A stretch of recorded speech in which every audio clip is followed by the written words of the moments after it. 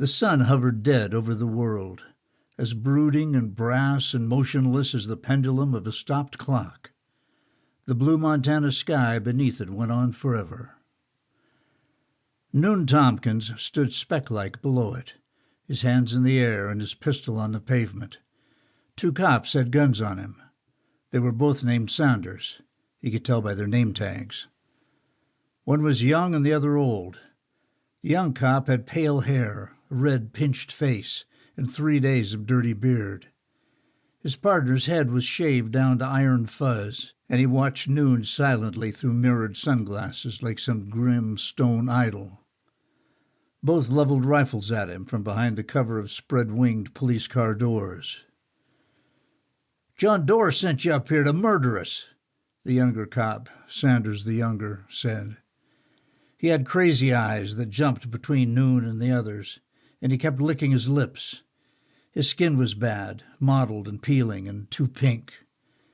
Noone had no idea what the cop was talking about, so he kept his mouth shut. He risked a glance at the stuck Mercedes a dozen feet away and buried up to its fenders in mud. No escape there. "You were lucky to get away," Sanders the younger continued. "You probably had yourself a big powwow party about it, huh? All those people you killed, women, kids." His big partner, he really was a great, solemn lummox of a man, said nothing, but his lip curled down in a contemptful grimace at the mention of women and children, and he coolly lowered his head over his rifle and peered down the sights. Noone could see himself in the cop's sunglasses, a dull-colored blur, arms bent and raised like a weathered saguaro cactus. The young cop said something else. Noone just shrugged. He didn't know any John Doerr, and he told them so, but they didn't seem to believe him. He'd thrown down his pistol when they rolled up, and Jake and Sadie had left their guns in the car. So here they were, on the shoulder of a desolate highway, at the mercy of a couple of police officers, one of whom had the same raw and unsteady delivery of a crank junkie Noone had once known. Sanders the elder said something under his breath. His young partner said something back, and then uttered a terse ha-ha of a laugh. Noone tried to recall the last time he'd had a brush with the law. He thought it was probably 2 years ago, the time he'd driven a rust-bucket minivan nose first into the Gallatin River. Bozeman PD had breathalyzed him, but Noone had been sober as a Sunday preacher. He told him the brakes had quit, but the truth of the matter was that he just hadn't wanted the old van anymore and thought he could maybe claim it stolen on the insurance. He'd been charged with illegal dumping, and they'd sent him a bill for the wrecker service which dragged the van back out of the water. Noone had never paid it. Jake, who was an ex-con, ought to be an expert on legal entanglements, but the dwarf was just staring at the 2 cops. His red beard bristled and his brow was sweaty. His mouth worked, but nothing came out. Noone threw him a disgusted look.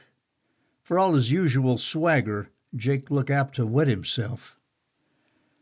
Past Jake were the 2 kids, who stood side by side, looking mildly confused.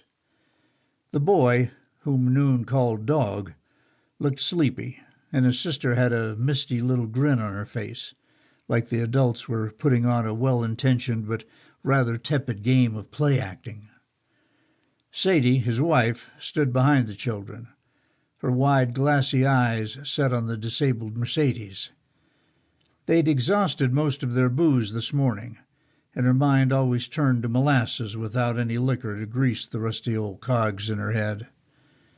Noone looked back at the cops. Young Sanders had said something else. Noone grunted, and the cop gave him a crooked, smirky frown.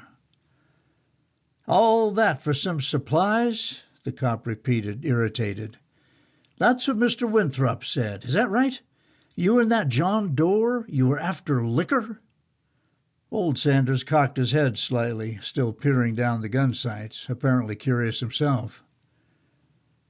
"I don't know anyone named Winthrop," Noone said, after a moment's reflection.